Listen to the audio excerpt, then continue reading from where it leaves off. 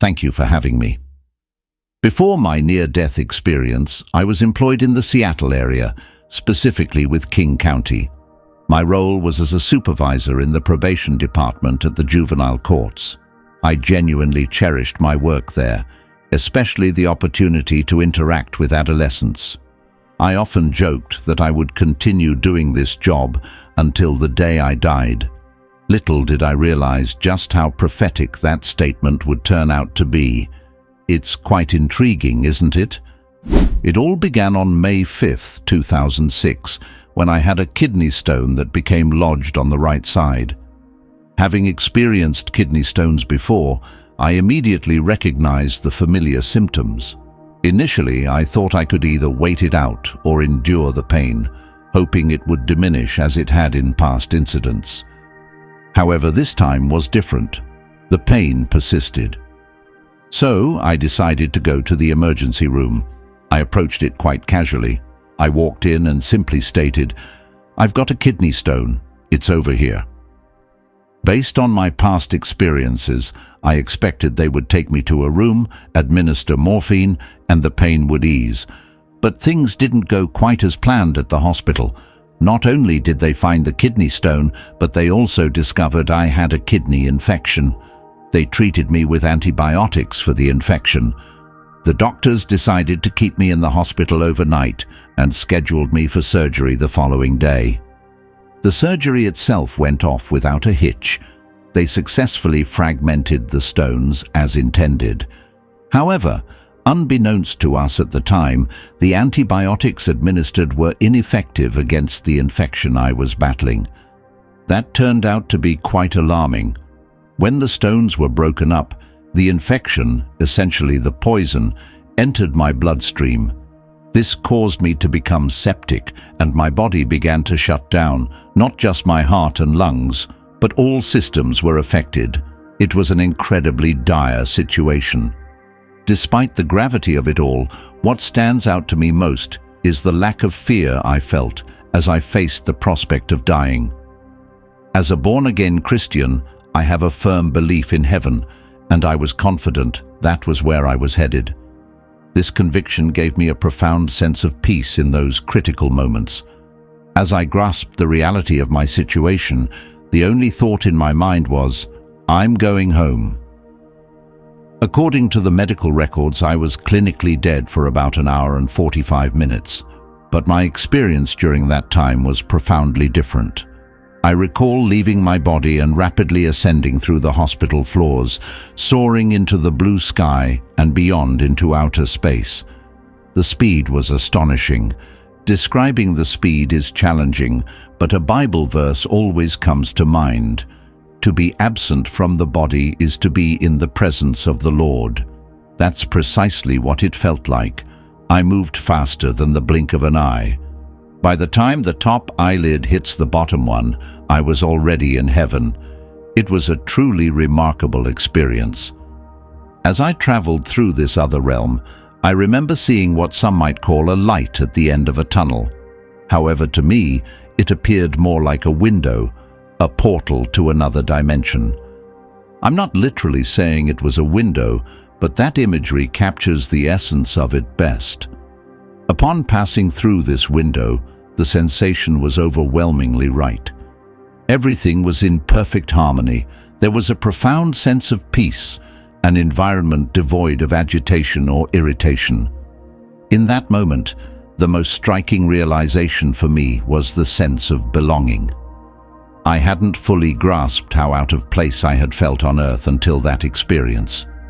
When I arrived in heaven, it was clear. I was meant to be there. Everything in heaven seemed to welcome me warmly. And by everything, I mean truly everything. It wasn't just God Almighty, Jesus Christ, or the Holy Spirit that welcomed me. The entirety of heaven seemed to rejoice in my arrival. I felt this welcoming spirit from every aspect of my surroundings. The trees, for example, seemed to greet me with joy. Even the flowers appeared to smile and welcome me. This sense of universal acceptance was profoundly moving and unlike anything I'd ever experienced. Everywhere I went, it seemed like everything was happy I was there. That sounds incredibly profound. What did you really want at that time? You know, I didn't even realize I had this desire until I arrived, but above all, I wanted to see Jesus Christ. I wanted to meet him face to face. That meant everything to me. I learned that heaven isn't just a place you hope to be. It's about being with someone specific. Can you describe your journey to find Jesus? As I ventured into a forest with numerous trees blocking my path, I sensed that Jesus was beyond them. I thought to myself that I needed to get through these trees to see where he was. As I continued, the trees seemed to move aside for me. That's incredible. How did that make you feel? It felt as if the trees on either side were whispering in unison, "He's going to see the King! He's going to see the King! He's going to see the King!" That was the overwhelming sense I had, as though creation itself was aware of the moment and echoing the anticipation. And then I emerged into a clearing, a vast open area, and there he was, Jesus. He stood to my left, gazing at a gathering of angels and what I refer to as the redeemed, those who had lived on earth and had passed on to heaven. What was your reaction when you saw Jesus? As I approached him, the first thing I did wasn't to stand tall or walk directly to him. Instead, as I drew near, I dropped to my hands and knees, fixating on his feet. Can you describe what you saw? He continued facing the crowd before him, a multitude so vast it seemed to number in the millions, maybe even billions. I found myself staring at the side of his feet, unable to lift my head high enough to see his face. I barely managed to catch a glimpse of his legs, but in that moment, I couldn't look any higher. What were you thinking or feeling at that moment? The only words I could manage were, "You did this for me." At that moment, everything within me, every part of my being, knew that the sole reason I was in heaven was because of what Jesus Christ had accomplished. Overwhelmed with gratitude, I felt profoundly thankful for his sacrifice. How did you express that gratitude? All I could do next was repeat, "Thank you, thank you, thank you," over and over. I was completely overcome with gratitude. What realization did you have at that moment? I paused and realized, the only reason I'm here is because of what he did. While I understood that he did it for everyone, it felt intensely personal to me. It felt as though he had not only died on the cross so I could be here, but had created all of heaven just for me. I don't mean to sound selfish, because that wasn't my intention, but it truly felt like he had done it all just for me. That's a powerful feeling. What did you do next? I began to look up his body. Starting from his feet, moving to his ankles seemed to express love for me. I looked at his calves. They too conveyed love. His knees seemed to echo the same sentiment. Every part of him I observed radiated love for me. His hands, they loved me.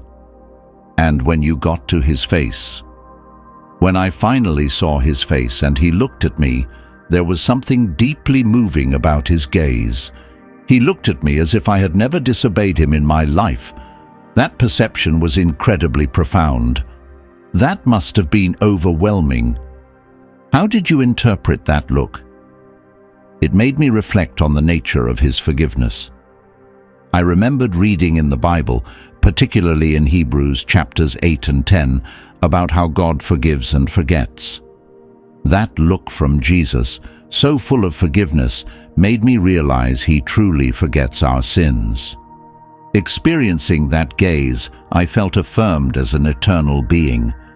I understood that though my body might die, I, the true essence within, would never perish. That's a profound realization. What happened after this encounter? After that moment, Jesus imparted something deep within me, which I likened to downloading information into a computer. Then he looked at me and said, "No, it's not your time. Go back." It was just that straightforward, exactly how he said it. How did you feel about being told to go back?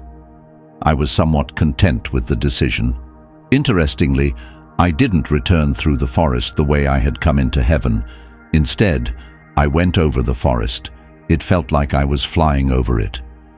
Can you describe that experience of flying? It's not flying in the conventional sense. It's more like just deciding, I want to be 10 feet above the ground over there, and instantly you are there.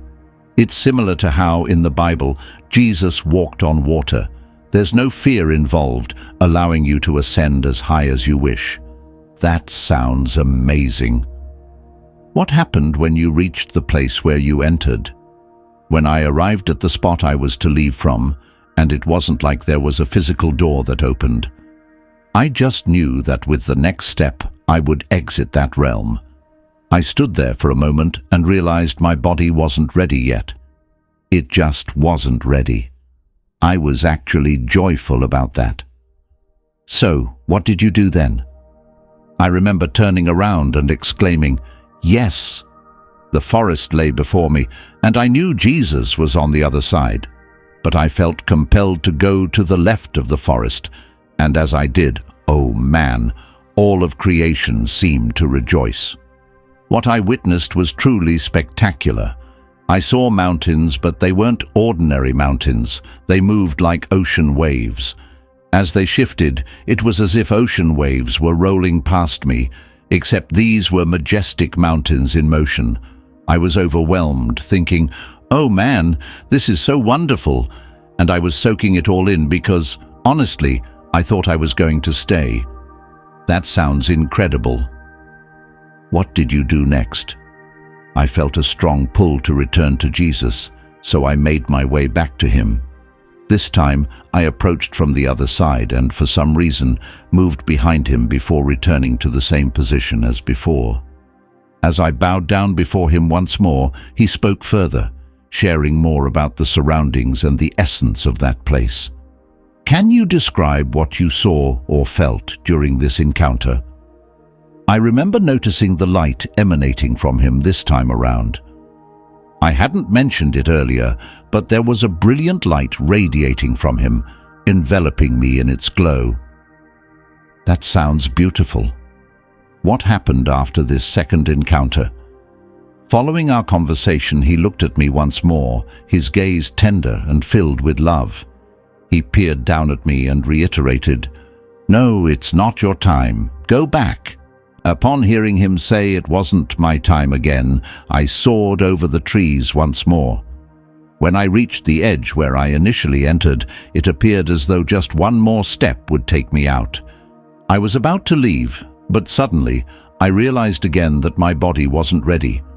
Overwhelmed with relief and joy, I thought, yes, I am staying. So you got another chance to explore? Yes. This time, instead of going left, I ventured to the right of the forest and discovered so many wonderful things. It seemed that this side was dominated by elements of water. There were seas, rivers, and various bodies of water. Over on that side, the colors were incredibly vibrant, particularly the blues. They were unlike any blue we know here. The colors there are far more intense than anything we can imagine on Earth. As I journeyed through, I encountered saints and experienced various events. I also saw numerous animals, which was quite surprising. There's a rich abundance of animals in heaven. That's fascinating. What happened after this exploration? Eventually, I made my way back to Jesus. It was as if they had always been there, and I don't know why I hadn't noticed them before. Once again, I returned to the same spot near Jesus where I had been before, focusing initially on his feet. But then, as I looked up, across from him, I saw my family. Seeing my family was an incredibly moving experience. My grandmother Mary was right there at the forefront. She stood out prominently within a group on this side. Behind her were other relatives, and then more relatives lined up behind them. It was like seeing generation upon generation of those who had a connection with Jesus Christ and the Father. They all came forward to greet me. That must have been emotional. Had you seen them before during your experience? Now, looking back, I realized they were present during my previous visits with Jesus. They were there the first time and the second time I was with him, but I hadn't really focused on them. My attention was mostly on Jesus. However, this time, for some reason, after focusing on Jesus, my attention shifted to them. It was as if seeing them was meant to be part of this visit. Describing those seen in a heavenly vision involves capturing the essence of their otherworldly appearance. You might say, they radiated a luminous glow, their faces alight with unbounded joy and broad smiles. It was as if pure happiness enveloped them. Reflecting on this, you could express a poignant realization. Later, I marveled at the sight of my entire family in heaven, all smiling together, a sight unseen on earth, reveling in each other's company. This captures the beauty of the experience. Regarding the change in understanding of family dynamics in heaven, you could articulate it this way. Previously, I imagined heaven as a place where we all became part of God's universal family, simply mingling with one another. However, this experience revealed to me that familial bonds hold significant importance to God, deepening my understanding of heavenly relationships. If there were unexpected faces in the heavenly gathering, you could phrase it like this. To my surprise, I encountered individuals I had not anticipated seeing there, challenging my preconceptions of who would be present in heaven. This acknowledgement highlights the unexpected and broad nature of grace and acceptance in the divine realm. Reflecting on the unexpected presence of certain individuals in heaven, you might say, I initially thought they hadn't qualified for heaven because they didn't meet my expectations. However, they met God's criteria, not mine. When asked about God's requirements for entering heaven, you could explain, according to my understanding, God's criterion is to accept Jesus Christ as Lord and Savior. That's the essential requirement set by God. Describing the continuation of your heavenly experience, you might articulate, after this profound encounter, my family welcomed me warmly. In those moments, Jesus imparted profound insights to me, and I was immersed in the heavenly realm, experiencing the collective worship and praise of God. It was a glimpse of celestial harmony. To convey the pivotal moment of your return, you might add, but then, in a significant turn, Jesus looked at me with intensity and commanded, "No, it is not your time." This directive marked the moment I knew I had to return. Reflecting on Jesus' command to return, you might describe your reaction as follows.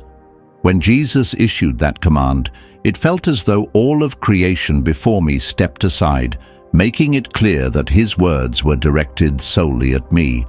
I felt like a soldier responding to a superior officer. Instinctively, I snapped to attention, acknowledging his authority with a resolute, "Yes, sir."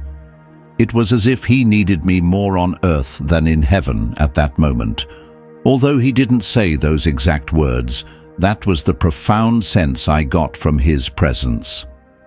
As you prepared to leave, an important interaction occurred. My grandmother Mary, also present there, looked at me intently as Jesus spoke. Her words were a powerful directive. "Bring as many of us back with you as you can." She was referring to our family still on earth, a significant charge that she entrusted to me. Describing your departure from heaven, you might say, I bowed before Jesus in deep reverence, then passed over those celestial trees, moving swiftly towards what I call the edge of heaven. With one decisive step, I transitioned from that divine realm and found myself returning to this earthly existence. When asked about your feelings on returning, you could reflect. Though leaving that perfect peace was difficult, Understanding the importance of my mission on earth imbued my return with purpose and resolve. Upon your reluctant return, the emotional intensity was overwhelming.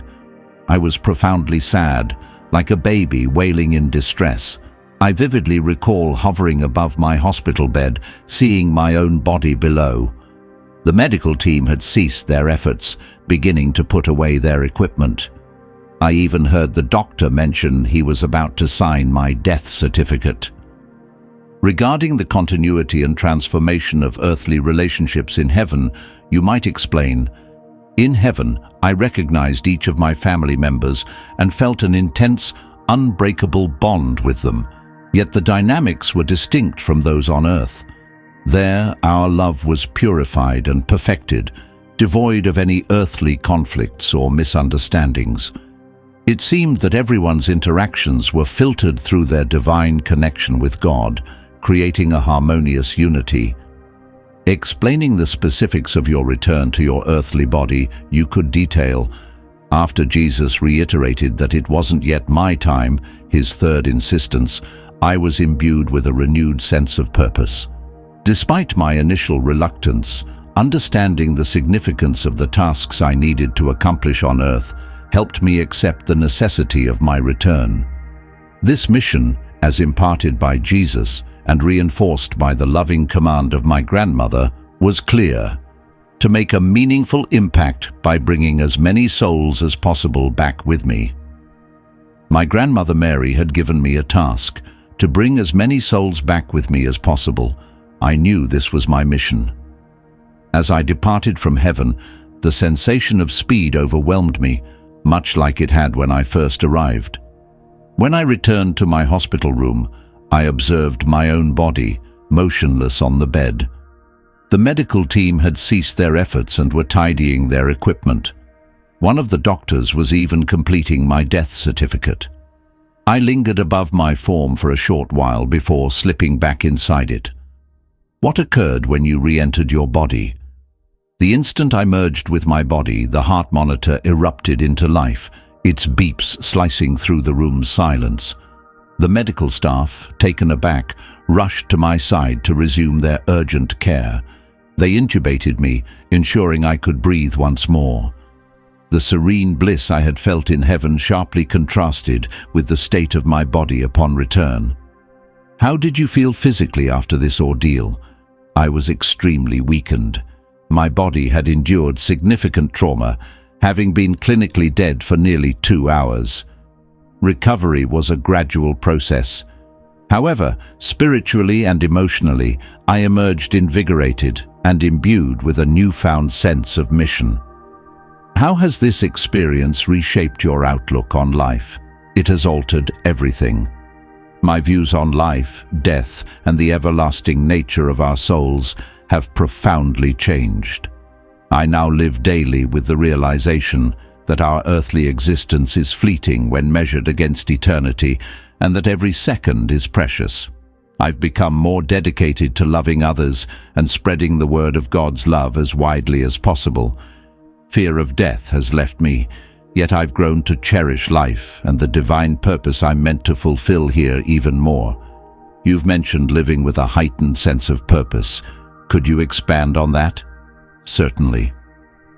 After my journey to heaven and the directive from my grandmother to bring as many of us back with you as you can, I felt a profound obligation to convey my experiences and elucidate the reality of heaven and God's love.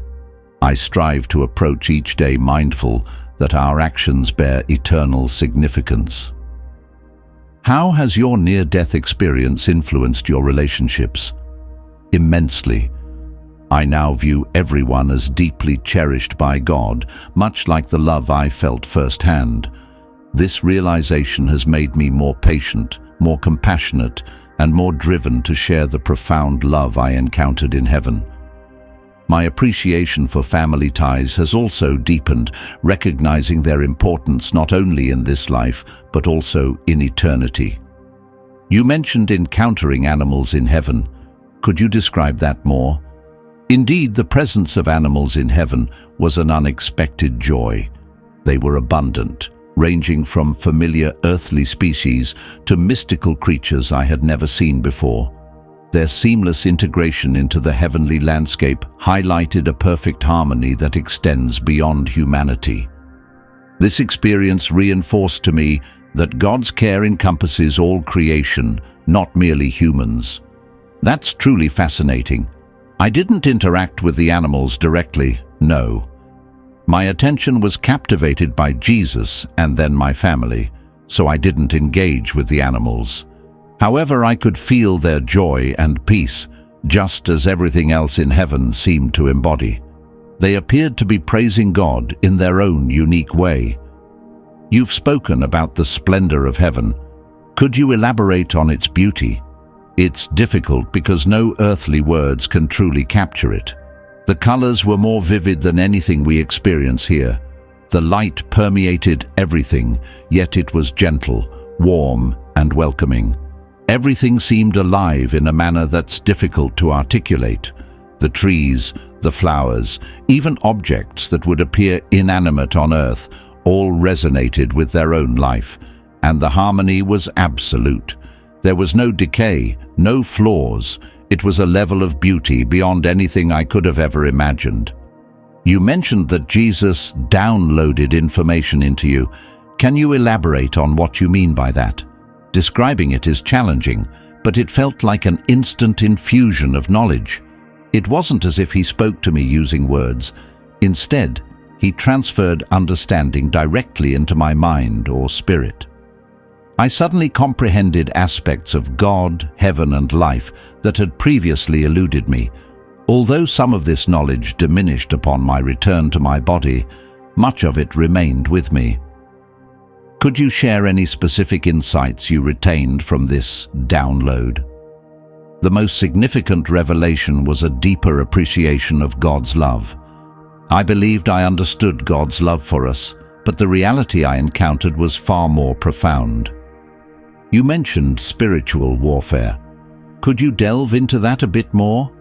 Indeed, my awareness of the spiritual forces at play, both benevolent and malevolent, has intensified. I came to understand that many of the adversities and challenges we face are not merely physical, but have a significant spiritual dimension that is often ignored. This realization has prompted me to be more deliberate in my prayer life and to embrace what the Bible describes as the full armor of God. Has your experience altered how you perceive death? Absolutely. My fear of death has completely dissolved. I now see it not as an end, but as a passage to something far more glorious than we can envisage. This doesn't mean I'm eager to leave this world. I recognize that God has a purpose for me here, and I am committed to fulfilling it. However, I am at peace with the thought of returning to heaven when my earthly journey concludes. Has this experience shifted your perspective on time? Certainly. In heaven, time didn't manifest as we understand it here. Everything existed in an eternal present. This perspective has illuminated the transient nature of our earthly struggles and challenges in the broader context of eternity. It has also heightened my awareness of how I utilize my time on earth, recognizing that every moment is invaluable and carries eternal consequences. You mentioned encountering people in heaven whom you didn't expect to see. How has this shaped your views on salvation? It has made me significantly less judgmental. I've come to understand that God's grace and mercy are much more expansive than we often acknowledge. Salvation isn't about adhering to a strict set of rules or achieving perfection. It's about embracing Jesus and his sacrifice. I now exercise greater caution in presuming to know the spiritual condition of others. Ultimately, only God can truly discern the intentions and the state of a person's heart. I apologize for the interruption. You mentioned living with a greater sense of purpose now. Indeed, the colors of heaven are incomparable to anything we know here. They were deeper, more vivid, and shone with an inner light that seemed to bring them to life. The interaction between light and color was unlike anything on earth. It was as if everything radiated from within. This unique blend of hues created an ambience of joy and peace that defies adequate description. These colors went beyond our earthly comprehension, instilling a sense of wonder and delight each time I beheld them. The beauty of heaven makes our earthly colors seem dull in comparison. Moreover, there were colors I encountered that are unknown to our world, hues that do not exist within our visible spectrum. Everything indeed appeared to radiate an inner glow with those remarkable colors. Did you have any impression of heaven's size or scope? Heaven felt both personal and boundlessly expansive simultaneously. When I was with Jesus or my family, it seemed close and intimate. Yet there was also this pervasive sense of immense, unending beauty that stretched infinitely in every direction.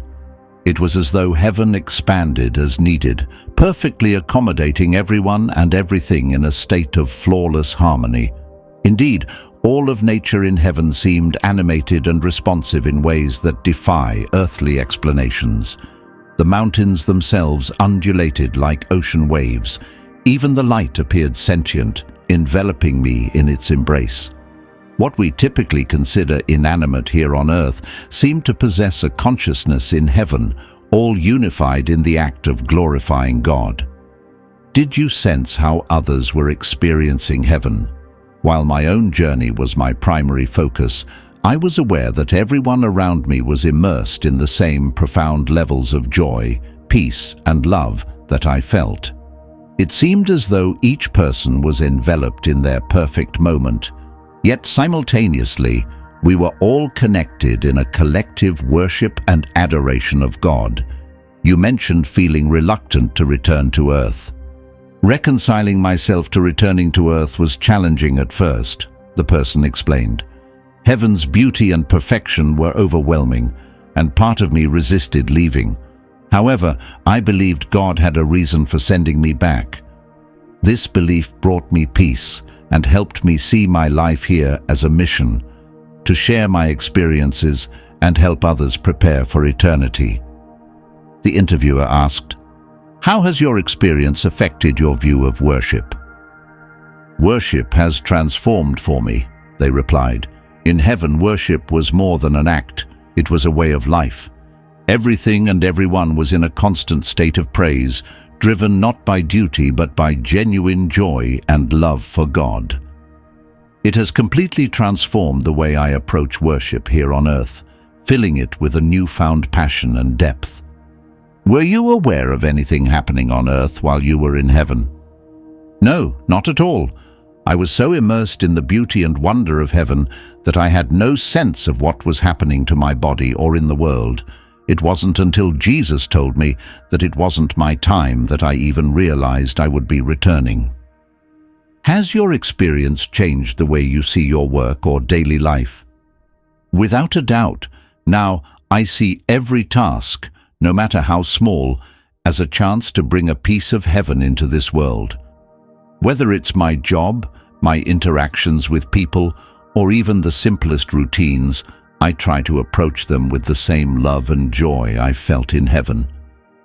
It has also made me more deliberate in how I use my time and resources, ensuring that they contribute to something with eternal significance. Did you have any sense of how prayers from earth are received in heaven? While I didn't witness individual prayers being received, I had an overwhelming awareness that there is constant communication between heaven and earth. I understood that God is deeply involved in the lives of people, fully aware of their struggles and desires. Prayer is not just words sent into the unknown. It's a powerful, real connection between us and heaven. Did you gain any insights into the role of angels? Yes. I saw angels in heaven, and I had a clear sense of their purpose. They seemed to be continuously engaged in worship, fully devoted to carrying out God's will. I realized that they play a far greater role in our lives than we often recognize, always acting under God's authority. How has your experience changed your relationships with non-believers? It has given me both a greater urgency to share my faith and a deeper patience and love for those who don't believe. I now understand that each person's spiritual journey is unique, and that God's love reaches everyone, no matter where they are in their search for truth. I try to share my experience in a way that invites rather than pressures, always respecting each person's free will. Did you gain any insights into the nature of free will and God's sovereignty? This is a profound theological question, but I did gain some understanding. I sensed that God's sovereignty and human free will are not in conflict, though from our earthly perspective, it's difficult to fully comprehend how they coexist. I understood that God's love is so immense that He grants us the ability to make real choices, choices that can bring either joy or pain. Even when our decisions lead to harm, He is always working to bring good out of every situation. Did you gain any insights into the nature of evil or the presence of suffering in the world? While I never encountered evil in heaven, my experience there gave me a deeper understanding of it by contrast. The overwhelming goodness and love I felt made the brokenness of the world even more evident. I realized that evil is not an independent force, but rather the absence of God's goodness, a distortion of His perfect creation. This understanding strengthened my resolve to bring God's light into the darkness of the world. How has your near-death experience affected your fear of death or dying? It has completely erased any fear of death. I no longer see it as an end, but as a transition, one that leads to something far more beautiful than we can possibly imagine. That doesn't mean I'm in a rush to die. I truly believe that God has a purpose for me here, and I want to fulfill it. But when my time does come, I will welcome it with joy, knowing the incredible reality that awaits. What message would you like people to take away from your experience? I want people to understand that God's love for them is beyond anything they can imagine. Heaven is real, and it is more beautiful and perfect than we can possibly comprehend. The choices we make and the way we live our lives on earth have eternal significance. But most importantly, I want people to know that what truly prepares us for eternity is a relationship with Jesus. It's not about being perfect or following a rigid set of rules. It's about accepting His love and His forgiveness. Thank you for sharing your incredible story with us. Is there anything else you'd like to add before we conclude? I just want to emphasize that while my experience was profound and life-changing, the most important thing is not my story, it's God's story of love for humanity. My hope is that by sharing what happened to me, people will feel encouraged to seek God for themselves and to live with an eternal perspective. Thank you for giving me the opportunity to share my experience. Your story is truly remarkable and gives us all so much to reflect on about life, death, and what comes after. Thank you once again.